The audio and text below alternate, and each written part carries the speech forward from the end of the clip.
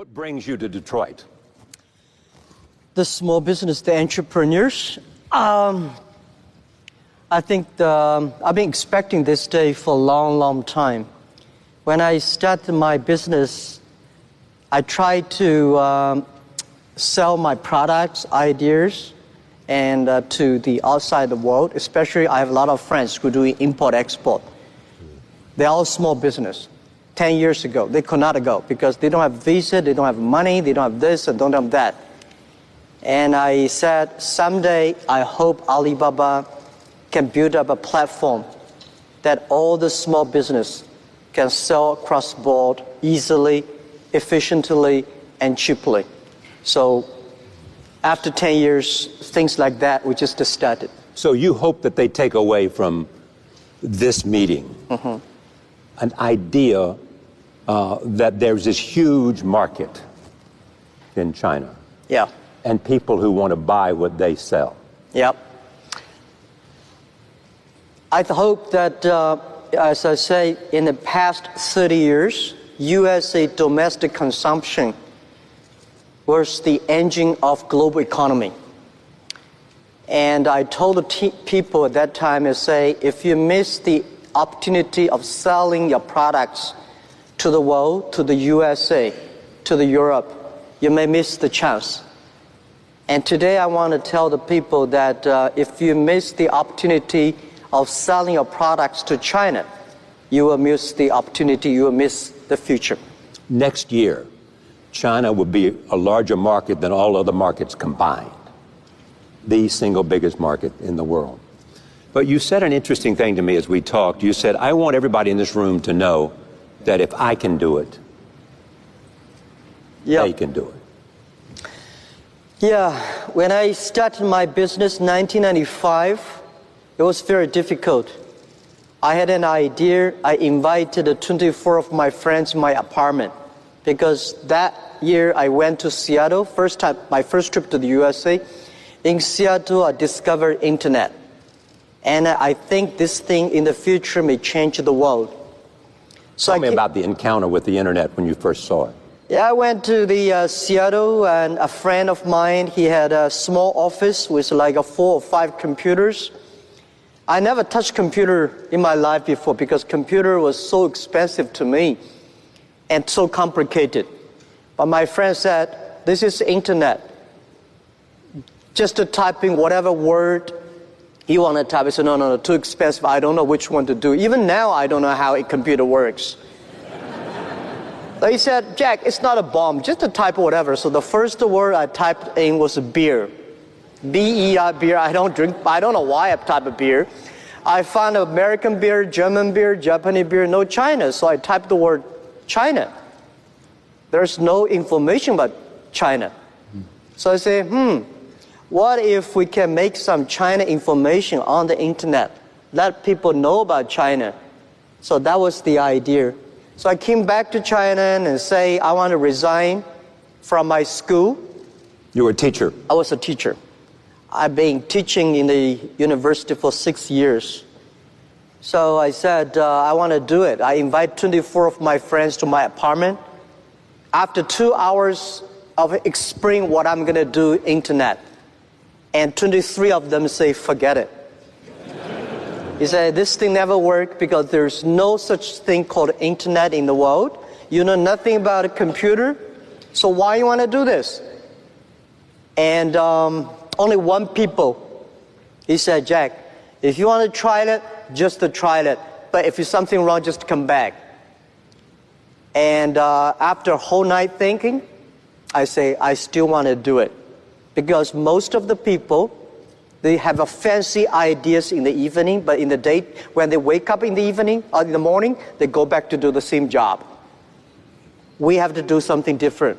So from there, I started my business borrowing $2,000 from my relatives and friends. So that was my trip. I call myself like a blind man riding on the back of blind tigers. And those people who are expert of riding horses, they all fall down, and I'm still surviving. Was that the beginning of Alibaba? That's the beginning of China pages. Alibaba was 1999. Since 1995, I started business. I almost failed every project, never survived. So 1995, I got an idea, say, if China is going to join WTO, a lot of Chinese products is going to sell across the board. So if I can make a site that can help Chinese products selling outside and helping the small business in the other country sell to the other part of the world, that was the concept. So 1999, I started Alibaba in my apartment.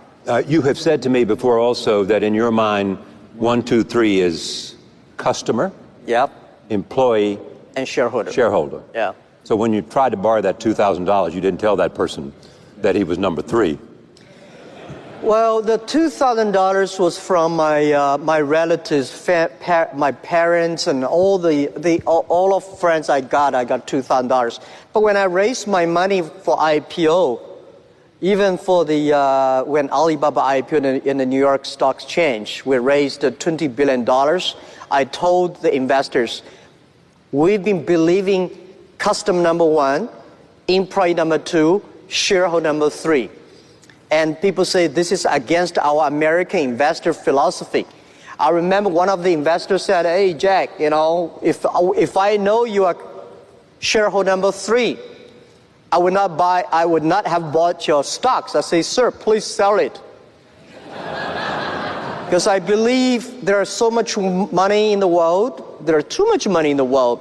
But we only need the money who believe in our vision and mission. Because I believe if the customer are happy, employees are happy, the shareholders will be happy. But if the shareholders are happy, may not necessarily customer happy, and may not necessarily your employee will be happy. When you look,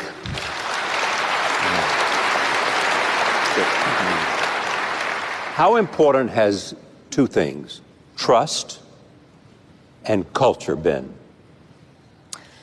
Well, trust is the most important thing. As we discussed this a few minutes ago, if people give me, when I had no money, because when Alibaba started, 18 founders in my apartment, I told everybody, say, put all your money savings on the table, leaving the money for 10 months food and room, rent, yourself. The money you have put on the table, I want to gather the money, and nobody should borrow the money from parents. Nobody should borrow money from friends, because I don't want to make your parents and friends bankrupt because doing Alibaba. So 18 people, we gathered $50,000 US. We started Alibaba in my apartment. And those people, actually, none of us has money. But if somebody say, I give you $1 million US, and I give you trust, which one I would choose? I choose those people who give me the trust, because it's the trust that make us be united. It's the trust. I think 18 founders, they trust me. Because they trust me, I have to be very loyal to them and loyal to the mission that we have. I think a lot of entrepreneurs know that I hate people work for me.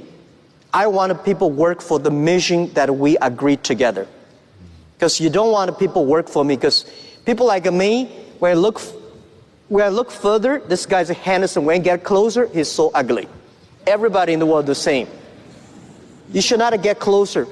Further is good. So you think, oh, Jack is great, but if you get closer, not necessarily. I'll be angry, I'll be happy, unhappy. But when people trusting in you, that's the most valuable things. I think later when we got a lot of venture capitalists invested us, the thing they noticed is that because my team trusts me and I trust my teams. So this is the trust. The other is about a culture. I think the knowledge-based period, if you want to have a smart people work for you, the smart people need to be managed by culture, not by rules and laws. So in our company, we spend most of the time about the culture. And the base of the culture is the trust. So this is what we believe. China has changed. Think back in 1995 when you were in Seattle, 1999. How has it changed between 1999 when you started Alibaba and today in 2017? Well, when I went back to China in 1995 with an idea of internet was very strange. China was not connected to the internet. So I tried to talk to a lot of my friends that what is internet? Nobody said, this thing never work. This thing never exist. Because it's true, because but people even say Jack is a liar because he's trying to steal money from people telling us there is an internet. So when I go to the China company registration office, I said, I want to register a company called Hangzhou Hope Internet Company. The guy looked at me and say, this is the English dictionary. Tell me there is no word called internet. Why you want to register a company called the internet? So I cannot register a company name. But in 1995, in later August, China was connected to the internet. I was number 7 person connected to the China internet. In order to prove I was not lying, I invited my friend who is a TV man. Take the TV camera, they all stay in my home, and they just try to take the picture. I dive from Hangzhou to Shanghai to America to connect the internet. It took us 3 hours and a half to download the first front page. Yeah. At that time, there is no Netscape called the Mosaic. So I have to make like 100 stars to keep my journalist friends to stay and wait because to prove that I'm not telling a lie. So how big is Alibaba today? Today, from 1999, we have 18 founders. To now, we have close to 60,000 people. Our sales, called GMV, last year is over 550 billion US dollars. And it's just the beginning. We will probably go across 1 trillion US dollars in 3 years. In 3 years, so that's 3 years. 2020. That's the, no, I would say in 3 years is, 2020, that's the 20-year anniversary of Alibaba. This thing does not happen in 18 days or 20 days. When we started, year 2003, when I launched the Taobao and Tmall, was funny. We got 7 founders for Tmall or Taobao. I said, everybody go home, pick up looking for 4 things that list on the website. So we see who will come to buy, how much things we can sell. So we went home. Everybody cannot find 4 things that in the home we can sell because we're too poor. So we gathered 21 products. We listed on the website. We waited for 3 days. Nobody come to buy. And then the next week, we start to buy and sell ourselves. For the first week, all the sales was among ourselves. And then another week later, somebody started to test and sell. For almost 30 days, everything people sell, we all buy them. Mm-hmm. So we have a whole house of rubbish we bought online. Try to making sure that, so those guys who were able to sell, say, oh wow, this thing really can sell things. Then more people start to come to sell, and then we serve better, and that comes. So from there to now, $550 billion. Market cap is what? Market cap, Joe, like 350 billion, something, 360, billion something, yeah. Some people, when they think about getting on the internet and trying to reach foreign markets, whether it's China or India or somewhere else, worry about counterfeiting. They worry about fake products, underselling them when they're not the real thing. How do you deal with that? How do you reassure them? Like any entrepreneur, when you start a business, you start to worry, and people around you worry much more than you do. When I started Alibaba, my parents worry, my wife worry, my friends worry, my teachers worry, my students worry, everybody worry.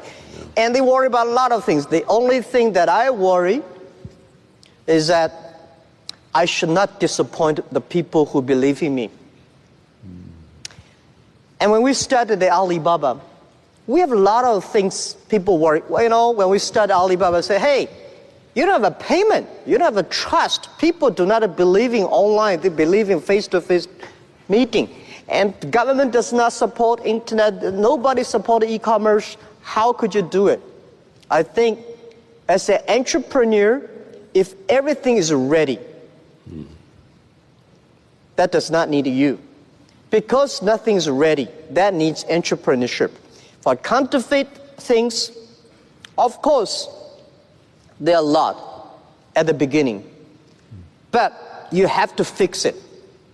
So in the past 15 years, we spend a lot of time because you have to making sure the customer feels safe, happy, the brand feels happy. Your reputation is the best. Your reputation is the best. Otherwise, people say, I sell on the site and my things were copied and stolen. So we using a lot of ways to do that. Today, more than 100,000 brands partner with us. And I think we are today, I assure all the SMEs here, we are the company online today, the leader on anti-counterfeit and IP protection. Because we know there are three things that would make our site die. Three things that would be the cancer of our business: counterfeit, IP, and cheating.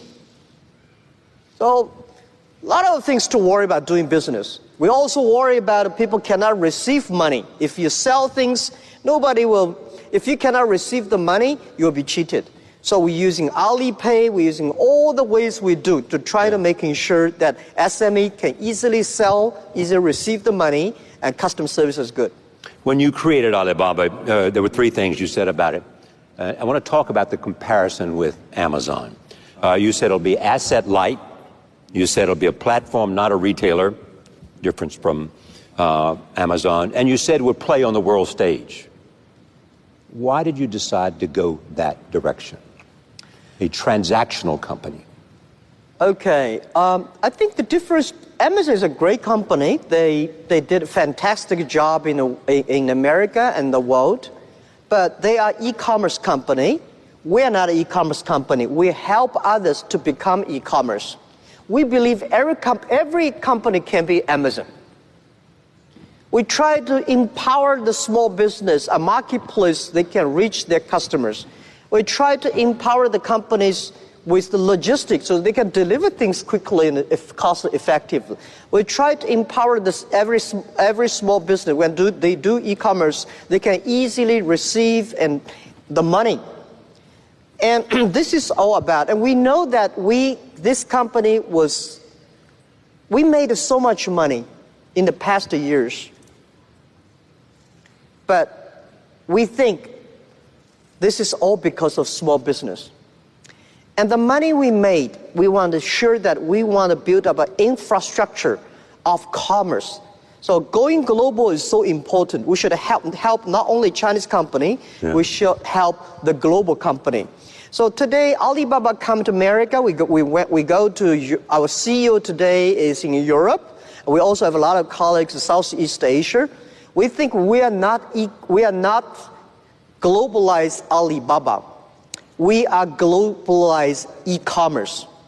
We try to making sure e-commerce infrastructure, the payment, the marketplaces, and the logistic can making sure everybody today can compete with Amazon, Microsoft, IBM. This is what we want. You've also been involved you made some really important acquisitions along the way. Where do you see Alibaba going over the next 10 years? You're already in Hollywood. Yep. You're in the cloud. I mean, you're doing things that are beyond the transactional basis of your business? We doing business, we go from marketplaces to payment to logistic and to cloud, not because we think there's money there. We believe when we build the marketplaces, if we don't have the payment solutions, our customers cannot do transactions. When we have the payment, we know if we don't have logistics, they cannot finish the transactions. And when we have a lot of transactions, we say if we don't have cloud computing, the cost of IT for our customers is too expensive. So we do all these things not because we think there's money there, because we know if we don't do that, our customer cannot finish their job, their work. Our mission is helping doing business easier. So our company must be a mission and vision driven. Why we are on the Hollywood, the entertainment? Because we think 10, 20 years later, we have to know one thing. The world and everybody, no matter how rich you are, you want to be, or how successful you are, or unsuccessful you are, the most important thing is happy and healthy, which is called a double H strategy. Healthy and happy. Yeah. So now in this next 10 years, we are very confident about everything we are doing. Our marketplaces, e-commerce will keep on growing. Our financing will keep on growing. Logistics will keep on growing. A cloud computer will keep growing. And then when we have that much money, how can we help the small business when they do business? Their business are happier and healthier. So that's why, so we do not think we are a company. We think we are economy.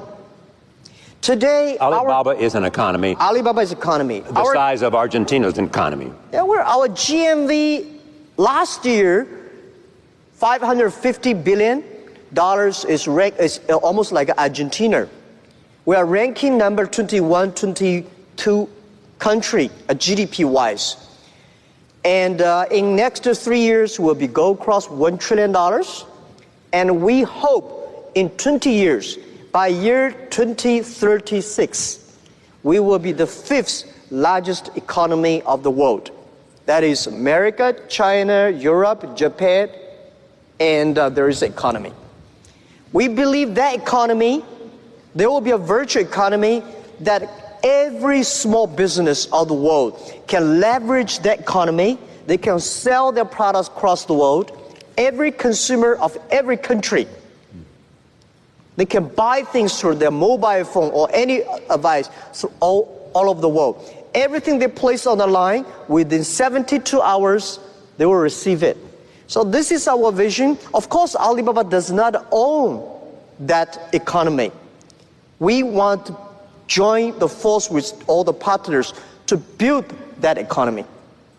So it's never crossed your mind that maybe we should own a lot of assets, that we should have an inventory, that we should engage somehow beyond what we do in terms of making things? Now, I think whether we should have inventory or not inventory depends on whether our customer need it. If our customers say, Jack, you should build more warehouses, we build warehouses. If our partner does not have the capability of doing things, our business need it, we do it. We do it not because, we do it not because there's money. Yeah. We do it because it is necessary. Do your competitors primarily come from China? Tencent? The others? No. I think... Who do you see as your competitor? Who do you see as our competitor? I don't know. I don't know. Yeah, we have competed with Tencent here, we competed with Amazon there, but to me, I think it's too early. Next 30 years, internet is good, e-commerce is going to change the world. So it's like, I've been saying this to my team since when we were in the apartment. When we were in the apartment, I say, guys, in next 10 years, in the future, Alibaba will be the top 10 websites of the world. And my founders look at me and say, what does number 10 mean? Today we are ranking like a 500 million something at the back. Yeah. But you have to believe it. And then I told the team that internet is like 10,000 meters running racing. We just finished the first 100 meters yet. Do not think the people beside you is a competitor. Running for another 3,000 meters, then you know who is a competitor. We are good today. We may not be good if we lose our hope, if we lose our vision. You lose your culture. If we lose our culture and team, we're nothing. Most of the companies, they were so good. When Netscape was so good, we never thought it would disappear. Yahoo was good. We never thought like it today. So don't believe you'll be good all the time. Be paranoid. Yeah. What was it Andy Grove said? Yeah. Only the paranoid survive. So I think it's honest as the entrepreneurs, do not think your neighbor Tom is a competitor. I think, look at the thing you do is do not focus your eyes on the competitor. As you are too small to focus yourself on your neighbor or the competitor. Focus your customers. Make your customer happy is important. Most of the big companies, when they talk about competitors. I think my suggestion one day, giving you guys when you go become bigger, when it comes to China, most of the American companies, internet companies failed in China. One of the reasons is that they spend too much time on making their boss happy rather than their customer happy. They spend too much time on competing, not long-term strategy. So as the entrepreneur, the always number one priority is customer and employee. What's your role at the company? You've given up the CEO position to Michael Evans. You are still the face of Alibaba. You're traveling the globe all the time, preaching the Alibaba story. You are the visionary. You are the one who thinks about where Alibaba might be. How do you define your role today? I have 3 things to do. When I retired from CEO position, I told my CEO and teams, I promise when I'm a chairman, I'm still learning to be a chairman.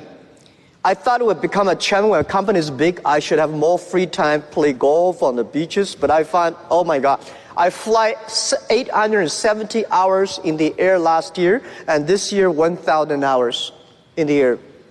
3 things. The first thing I would do is I would making sure our company is a mission-driven company. Mission and a vision-driven company. We have to making sure the whole company believing we are building up an economy that can empower every small business, young people, women. They can easily do business through internet. This is number 1. So I'm talking to everybody in the company I meet. I remember there is a guy called David Wong. That was early days when I came to America. I talked about the internet, about a value mission of the company. This guy sitting there, he was working for Fortune 500. He said, Jack is a crazy guy. How could you, a company has no business model, no money, and talk about the mission, vision, and value.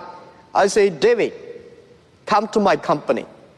So I came to China, spent 3 days in my company. When he leave, he said, Jack, I found you are crazy. Now I found 100 crazy guys in your company. They all talk and seem like you. A company, if you have 100 crazy guys, we do not think we are crazy. We think the outside world are crazy. Yeah. So this is very, very important. And also, I think for the first 3 years of Alibaba, we had no revenue, no business model. And I told the team, forget about the money revenue today. If you want to be a long-term company, the only thing think about is customers. The best revenue for our first 1 or 2 years, the best revenue is what? It's the email of thanks. That's the best revenue. If the customer sends you an email saying, you are great. I was so happy early days when I went to a small restaurant, people will pay my bill with a small note to say, Jack, thank you very much. I know you do not make money, but we made a lot of money through your website. Yeah. I like that. Even now, today, I had a lot of customers, they pay me something, you know. It's not a bribery, but there's a boy, he's in the hotel, he opened door for me, he said, Jack, thank you so much. My wife makes more money than me on your site. So this is the best. Yeah. And I want to keep this culture in the company, keep on going. So, the second thing is culture, the people. And the third is build up a healthy environment for Alibaba. So Jack Ma doesn't worry about a damn thing. Oh, I have a lot of things to worry about. So what do you worry about? I worry about the company. We have a big vision, but we may disappear in 3-4 years. Because you're disrupted by something you can't imagine today. We do, because the world is changing so fast. I worry a lot. You know, the artificial intelligence may take a lot of jobs away. And I worry about if we do not move fast enough, if we do not innovate enough, if we do not spend enough time and giving simple, easy products, application, technology for small business. Most of small business cannot survive in the next 10 years. If the small business cannot survive, we cannot survive. And so what does small business need to survive? Today, I would say next 10, 20 years, the small business, no matter where you are, if you do not try to globalize your business through internet, you may not have a business opportunity. It's not like I do local. Local business in the future is going to be more and more competitive. Think about it. How can you sell products across the board? Your products, your chocolate, people in your village already know about the town in your village. But the people in China, they never know. They love these things. So think about it. How can you sell your products across the board? This is, I think, can face. Yeah, I mean, you gave a speech in which you talked about the warning for decades of pain unless you recognized the coming advent of artificial intelligence, robots, and a whole range of things that could challenge how you had been doing business in the past. Yeah. You also have mentioned retirement. Yep. Jack Ma at what? At 50-something. Yep. Thinking about retirement? Yeah, I'm preparing because I tell you. You said you've been preparing since you were 40. Yeah. Think about retirement. When I leave university, I was 30 years old. Yeah. And my president of my university said, Jack, one day you want to come back? Anytime, you're welcome. I said, President, I will not come back in 10 years. So I thought when I'm 40, I can go back to teach. But when I'm 40, oh my God, life was so tough, so tough. My company almost in big trouble. So I said, I should not leave. And then I say, when I'm 45, I should retire. When I'm 45, I cannot stop it. And then I start to prepare, say, people say, Jack, you are the next Bill Gates. I say, I cannot compete with Bill Gates, but I can compete with Bill Gates who can retire earlier. And I can compete with him who can empower the more small business. So year 2012, I retired from the CEO. And I have my own goal that I will retire from chairman someday. And I'm going to be preparing that since year 2012. The thing is, I don't want to die in my office. I want to die on the beaches. How much time do you Wait. How much time do you spend on the beaches now? I don't have time spent on the beach. That's why I always dream one day I was on the beaches. Because remember, when we were young, nobody gave us a chance. Now we're big. We should give young people a chance. Young people do much better job than we do. This is what I think. And I think the world can be great, can be prosperous without you. When you die, people cry for 3 days, or maybe less than 3 days, they forget you. So, build up a good system for your team. Yeah, but it strikes me. Giving chance for them. It strikes me, and tonight and since I've known you, that part of you is always a teacher. I mean, you're teaching tonight. You're telling about my experiences and what you can learn from the journey I have taken. Yeah. The idea of sharing experiences is part of teaching for you. Yes, I was trained to be a teacher, and I benefit because I don't know anything about technology, computing. I still puzzle about what is software, how software can work. And I do not know about accounting, marketing. I know very little about that. But the thing I learned from being a teacher, that a teacher always want his students to be more successful and better than you are. So this is, I learned to be a good CEO. When I hire people, I always want to hire those people who are smarter than I am. And today I give a lot of advice to my colleagues. When they hire people, there's one judge. Look at the young man. If you think he will be your boss, he will be my boss in 5 years, hire him.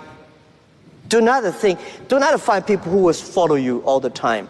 So as a teacher, you want this student become a banker, this is a scientist, this is a mayor. You don't want this student bankrupt that is in jail, So this is the way that I benefit. And then when I become a CEO, I call myself Chief Education Officer. And I love to talk, I love to share, because when as a teacher, you may not know a lot of things. The only things you learn and you share. People may not like the way I talk. And my job is not to make people happy. My job is to make people think. This is the way we did. If it is helpful for you, take it. If it's not helpful for you, just to forget it. So I love to be with the entrepreneurs, because you guys reminds me the past 18 toughest years that we've got. And I believe one thing, I'd give my advice to all of you as an entrepreneur.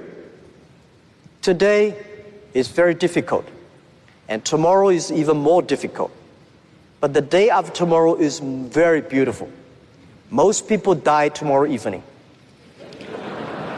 You have to work hard, you have to learn, you have to rely on your team. And that's my business. I like to be a teacher. I was going to ask you about legacy, but I'm not going to ask you about legacy because I think you just summed it up yourself. It's a great pleasure to be here with you. Jack Ma, thank you. Thank you.